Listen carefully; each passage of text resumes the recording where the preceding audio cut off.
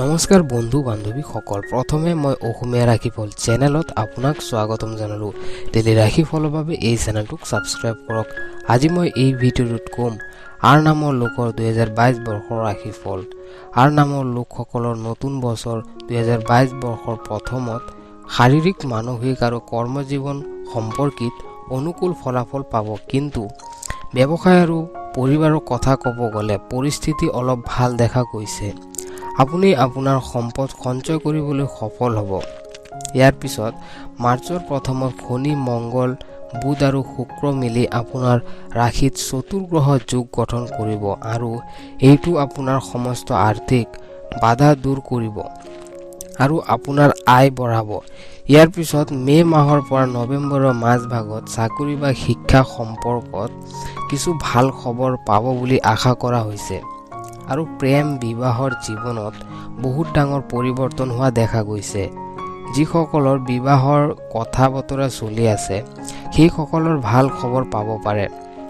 অক্টোবৰৰ পৰা নৱেম্বৰ মাহত এই বছৰটোত কিবা ডাঙৰ সিদ্ধান্ত ল'ব লগা হ'ব পাৰে। বছৰৰ মাজভাগত আপোনাক পাৰিবাৰিক সম্পৰ্কত মনোযোগ দিব লাগিব। আৰ নামৰ লোকসকলৰ কাৰণে বছৰৰ শেষত অনুকূল থাকিব। আপুনি প্ৰেম আৰু কৰ্মত ভাগ্যৰ পূৰ্ণ সমৰ্থন পাব। এই 2022 বৰ্ষত আৰ নামৰ লোকসকলৰ অলপ বেছি ভ্ৰমণ আদি হ'ব পাৰে। জানুৱাৰীৰ প্ৰথমত আপুনি আপোনাৰ পৰিশ্ৰমৰ ভাল ফল পাব। এই সময় আপুনি বহুত সক্ৰিয় থাকিব আৰু আপুনি বহুত নতুন বন্ধুৰ লগত দেখা হ'ব।